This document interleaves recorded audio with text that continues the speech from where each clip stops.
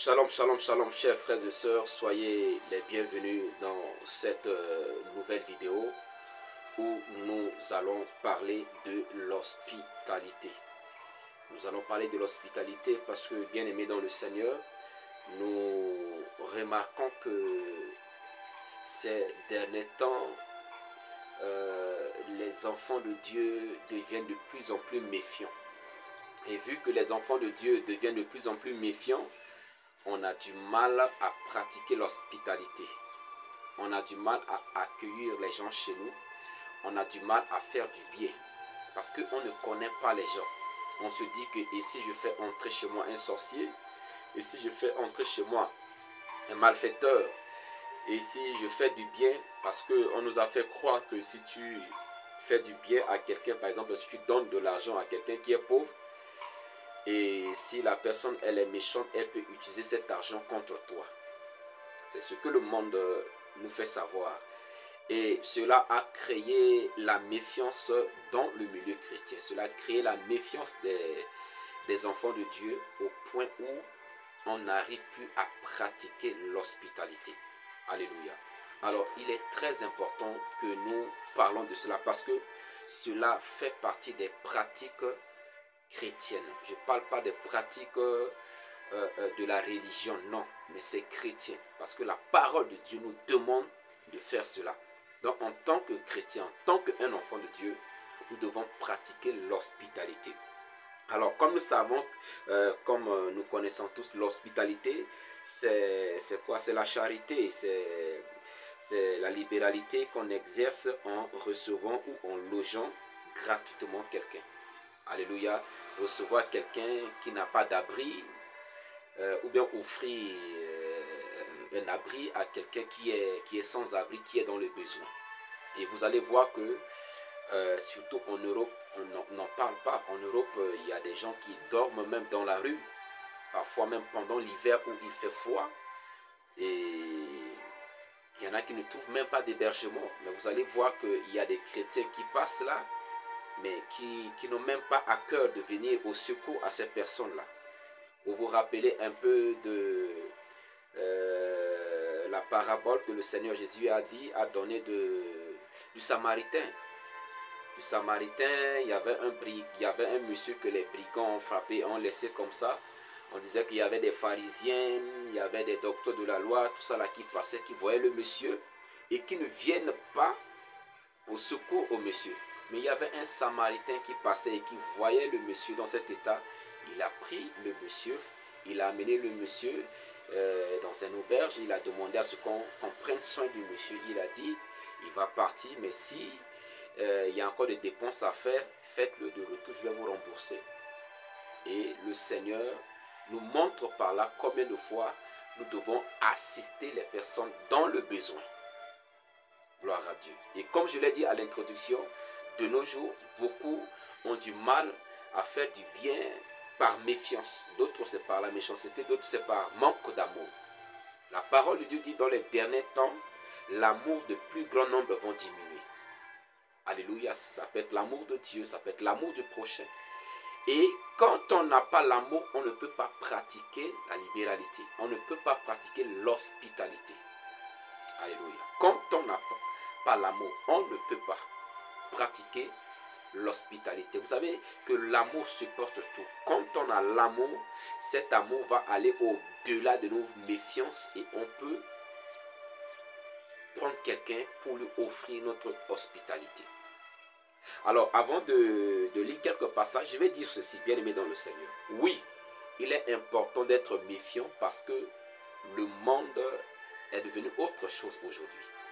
Mais la parole de Dieu dit aussi, il n'y a rien de nouveau sous le soleil. Tout ce que nous voyons aujourd'hui, la méchanceté, les banditismes et tout ça, ça existait. Nous sommes des enfants de Dieu. Nous avons reçu le Saint-Esprit. C'est ce que je vais vous dire. Quand on est conduit par l'Esprit, l'Esprit de Dieu peut nous convaincre que telle personne, nous pouvons l'aider. Telle personne, il ne faut pas. Quand tu as l'Esprit de Dieu va susciter la conviction ou non en nous. Alléluia. Mais quand on ne se laisse pas guider par l'Esprit de Dieu, c'est seulement par la chair ou bien par la vue, par l'apparence, c'est là où on est mélangé et finalement, dominé par la méfiance, on n'arrive à rien faire du tout. Mais quand on a l'Esprit de Dieu peut nous amener à faire la part des choses, peut nous amener à avoir le discernement de savoir que telle personne n'est pas un malfaiteur. Nous pouvons lui venir au secours, nous pouvons lui venir en aide. Alléluia. Donc, j'encourage les enfants de Dieu à se laisser guider par l'Esprit de Dieu et non dominés par les méfiances. Non. Nous ne devons pas, parce que la méfiance va nous empêcher à faire du bien. Alléluia. D'autres ne font plus du bien parce que les gens ont été ingrats. Les gens n'ont pas été reconnaissants, excusez-moi. Et vu que les gens n'ont pas été reconnaissants, ils disent que ok, à partir d'aujourd'hui, je ne pratique plus l'hospitalité, la libéralité, je ne fais plus du bien, je ne viens plus en aide à personne. Parce que quelqu'un a été ingrat. Bien-aimé dans le Seigneur, la parole de Dieu ne nous a pas dit d'aider seulement ceux qui peuvent nous rendre le retour. Non, mais d'aider quelqu'un qui ne peut même pas nous rendre le retour. À partir de ce moment-là, le retour, c'est Dieu qui va nous le rendre. Vous voyez? Donc, la méchanceté des gens, l'ingratitude des gens ne doit en aucun cas nous empêcher de continuer à faire du bien, de continuer à offrir l'hospitalité à qui on a besoin. Alléluia. Nous allons voir combien de fois c'est important. Mais lisons d'abord Hébreux chapitre 13, le verset 1 et 2 qui dit « Persévérez dans l'amour fraternel. N'oubliez pas l'hospitalité, car en l'exerçant, quelques-uns ont logé des anges sans le savoir. » Alléluia. En exerçant l'hospitalité, il y a des gens qui ont logé les anges sans le savoir. Vous voyez? Mais si on loge les anges, imaginez ce que nous pouvons expérimenter en retour.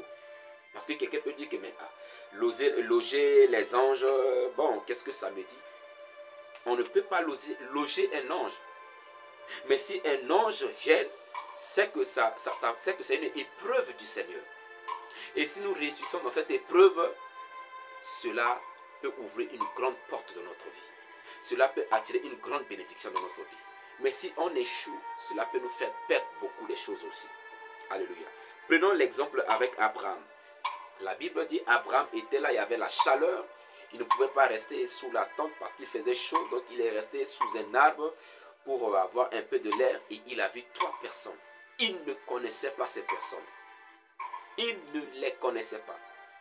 Mais il s'est levé et il est parti vers eux, les suppliant. Il n'a pas seulement demandé à cette personne de venir chez lui, mais il a supplié cette personne de venir se reposer un peu chez lui avant de continuer leur chemin. Il a supplié cette personne de venir se reposer un peu, de trouver de quoi manger, de l'eau à boire avant de continuer. Et les personnes ont refusé, mais il a insisté. Vu son insistance, ces personnes ont accepté de venir. Et quand ils sont venus, Abraham a lavé les pieds de cette personne. C'est une coutume en Israël. Quand on lave le pied de quelqu'un, cela témoigne la considération qu'on a pour cette personne-là. Cela témoigne l'honneur. L'honneur, c'est-à-dire nous honorons cette personne. Cela témoigne le poids de l'honneur que nous donnons à cette personne-là. Il a lavé leurs pieds. Il a demandé à sa femme d'aller voir parmi les troupeaux, de trouver un veau qui est bien en forme et de préparer rapidement et d'offrir à cette personne-là. Il a demandé à ce qu'on envoie du lait fraîche pour offrir à ces personnes-là. Alléluia. C'était de l'hospitalité. Il a fait entrer ces étrangers qu'il ne connaît même pas. Ce n'étaient pas les membres de sa famille, ce n'étaient pas ses amis, ce n'étaient pas ses voisins. Mais il a fait entrer ces personnes-là chez lui. Alors que c'était des anges de Dieu. Vous allez voir que à la fin, Dieu va dire à la personne, par la 3e personne, il va dire, est-ce que je vais cacher à Abraham ce que je vais aller faire? Mais avant de dire ça, il a dit, l'année prochaine, je vais revenir, Sarah, ta femme, aura quoi? Aura un enfant. Puisque Sarah n'avait pas d'enfant. Alléluia. Il y a une bénédiction qui a été relâchée. Je me pose la question. Et si Abraham n'avait pas reçu ces anges, qu'est-ce qui allait se passer? Et en partant maintenant, ils ont annoncé à Abraham qu'ils sont en train d'aller vers Sodome et Gomorrhe pour détruire. Là, Abraham a compris que ce n'étaient pas des personnes ordinaires. Vous voyez, bien aimé dans le Seigneur, ce que l'hospitalité peut déclencher dans notre vie. C'est pourquoi le livre d'Hébreux nous dit, en exerçant l'hospitalité, beaucoup ont reçu des anges chez eux, beaucoup ont logé des anges de Dieu. Et ces anges qui partaient à la direction de Sodome et Gomorrhe, vous allez voir que l'autre en retour aussi va exercer l'hospitalité envers eux. Et cela va sauver la vie à l'autre. L'autre, vous voyez ces deux personnes qui arrivent. C'était le soir déjà. Il supplie ces personnes de ne pas rester, de ne pas passer la nuit au dehors. Mais il a demandé à ces personnes de venir chez lui. Malgré que ces personnes ont refusé, lui aussi, il a insisté. Et il a reçu les personnes chez lui. Il a demandé à ce qu'on leur donne à manger et à boire. Et quand les habitants du pays se sont levés pour venir commettre le mal envers ces personnes, l'autre les protégeait. L'autre les défendait. Au point même de vouloir donner sa propre fille pour qu'on les déshonore pour protéger ces personnes-là. Ne sachant pas que c'était des anges de Dieu. Alors, ces personnes-là, ces anges, dans la peau des êtres humains, ces personnes, bien sûr, vont lui dire que Dieu nous a envoyés pour détruire Sodome. Ils ont fait connaître leur mission. Et ils vont donner des instructions à l'autre en disant, vas-y, mais en sortant, ne regarde pas par derrière. Sauve ta vie.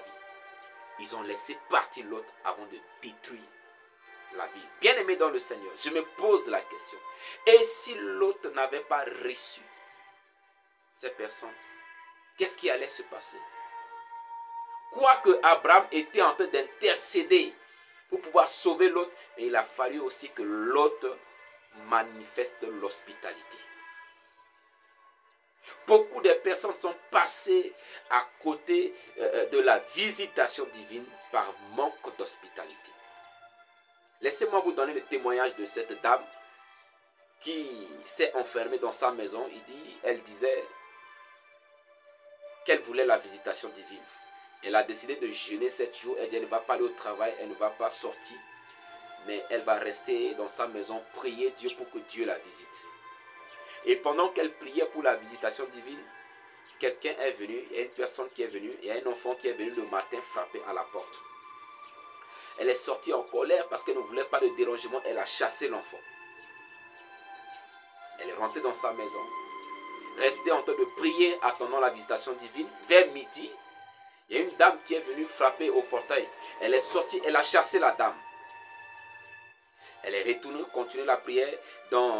Vers la soirée, il y a un vieillard qui est venu encore frapper à la porte. Elle est sortie, elle a chassé le vieillard. Elle était en colère parce qu'elle a décidé de rester à la maison pour prier Dieu. Et puis les inconnus viennent perturber ce moment de prière et tout et tout. À la fin de la soirée, elle était triste. Pourquoi? Parce que je ne sais pas quelle image elle a de la visitation de Dieu. Elle s'attendait à une visitation d'une manière à elle. Et comme elle n'a pas vu cette visitation, elle était attristée, elle était frustrée. Et pendant la nuit, elle est partie au lit, elle est partie se coucher dans la frustration. Et pendant qu'elle était dans son sommeil, pendant son sommeil, le Seigneur l'a visitée maintenant en songe. Et le Seigneur la demanda, pourquoi tu es attristé, pourquoi tu es frustré? Et c'est là elle dit au Seigneur que j'ai décidé de ne pas sortir aujourd'hui, de ne pas jeûner, de ne pas boire pour prier le Seigneur, pour que le Seigneur me visite. Mais voilà, je suis là et puis je n'ai pas reçu de visitation. C'est pourquoi je suis triste. Le Seigneur lui a dit, ah bon, c'est pourquoi tu es triste. Mais pourtant je suis venu 3 fois chez toi et tu m'as chassé, tu m'as repoussé. N'est-ce pas que j'ai dit, si vous donnez ne serait-ce qu'un verre d'eau à un de mes disciples, c'est à moi. Alléluia. Bien-aimés dans le Seigneur, vous voyez le bien que nous faisons aux gens Dieu dit que c'est à lui que nous faisons cela. Et quand nous faisons du bien aux gens, sans attendre quelque chose au retour, c'est le Seigneur qui va nous récompenser. Et quand la dame là, elle s'est réveillée, elle a commencé à pleurer, à pleurer, à pleurer, à se repentir, à demander pardon à Dieu. Vous voyez, bien aimé dans le Seigneur, souvent, il y a des personnes qui viennent vers nous, nous repoussons ces personnes, ne sachant pas que ce sont des anges de Dieu.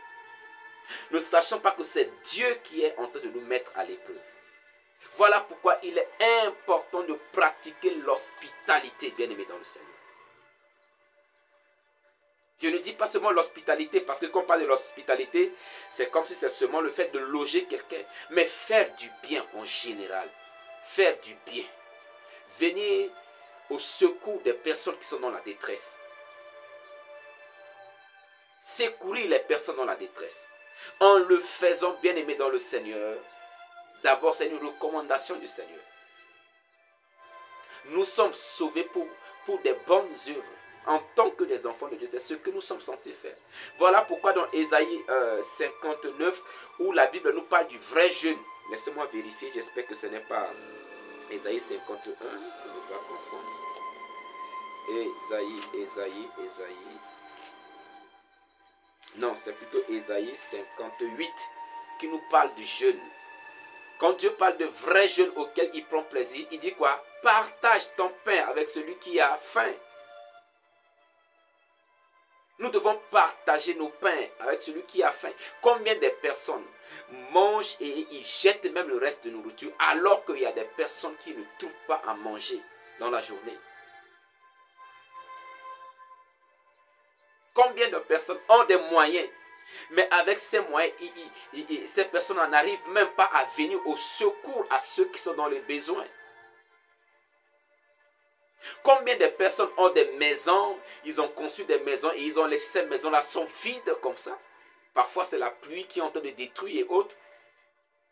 Et cependant il y a des milliers de personnes sans abri. Bien-aimés dans le Seigneur, en tant que des enfants de Dieu, nous devons apprendre à faire du bien. Nous devons apprendre à venir au secours à ceux qui sont dans le détresse. Alléluia. Voyons ce que la parole de Dieu nous dit dans 1 Pierre chapitre 4, le verset 9. 1 Pierre chapitre 4, le verset 9, il est écrit: exercez l'hospitalité les uns envers les autres sans murmure. Alléluia. L'apôtre Paul, bon, on dit le livre d'Hébreux, on ne connaît pas l'auteur. Ok. Donc l'auteur des livres d'Hébreux nous a dit de pratiquer l'hospitalité. Et là encore, l'apôtre Pierre recommande cela. Il dit, je relis: exercez l'hospitalité les uns envers les autres sans murmure. Nous avons des besoins, nous avons des personnes parfois autour de nous dans la détresse, mais nous ne sommes même pas en mesure de venir au secours à ces personnes-là. Nous avons parfois nos valises sont souvent remplies d'habits. Mais nous avons des personnes autour de nous qui manquent d'habits et on ne parvient même pas à couvrir ces personnes-là. Souvent nous avons assez de chaussures. Mais tellement que nous sommes attachés aux biens matériels, aux choses du monde, on ne peut même pas enlever une ou deux pour offrir à ceux qui sont dans le besoin. Excusez-moi. Bien-aimés dans le Seigneur, nous devons pratiquer l'hospitalité. La parole de Dieu nous recommande à le faire. Nous ne devons pas laisser les méfiances nous empêcher de pratiquer l'hospitalité ou de faire du bien en général. Nous ne devons pas laisser l'ingratitude des hommes nous empêcher à faire du bien. Nous devons faire du bien, car la parole de Dieu nous a demandé à le faire. Et la parole de Dieu a bien précisé de le faire sans murmure, pas en murmurant, pas pour se faire voir, pas pour plaire. Mais nous le faisons parce que cela est bien devant Dieu. Pas forcément pour attendre quelque chose en retour. Parce que de nos jours, la plupart des personnes, quand ils font du bien, c'est pour apprendre, c'est pour recevoir quelque chose en retour. C'est pourquoi même à l'église, quand les gens donnent, on ne donne pas par amour. On donne seulement pour que Dieu nous donne aussi. Non, bien aimé dans le Seigneur. L'amour n'attend rien en retour. Quand nous donnons par amour, on n'attend pas que la personne nous donne en retour. Beaucoup aujourd'hui font du bien à ceux qui sont capables de leur faire du bien. C'est-à-dire que c'est une sagesse humaine. Il se dit que je vais lui faire comme ça quand je serai dans le besoin. Lui aussi va m'aider. Comme quand je serai dans le besoin, je peux venir aussi lui demander de l'aide. Mais ce n'est pas comme ça que nous devons pratiquer l'hospitalité. Ce n'est pas comme ça que nous devons faire du bien. Nous devons faire du bien par amour. Parce que quelqu'un est dans le besoin. Et nous avons la possibilité de venir au secours de cette personne. C'est ainsi que nous devons pratiquer l'amour, nous devons pratiquer l'hospitalité, nous devons pratiquer la libéralité, nous devons pratiquer, nous devons faire du bien d'une manière générale. Alors, bien aimés dans le Seigneur, je conclue en disant, ne gardez pas votre cœur enfermé à cause de l'ingratitude des gens, à cause de la méchanceté des gens, à cause de ce que le monde est devenu. Laissez l'amour vous pousser à exercer l'hospitalité. Que Dieu vous bénisse, que sa grâce vous soit multipliée en Jésus-Christ. Shalom à vous et rendez-vous dans la prochaine vidéo. Que Dieu vous bénisse.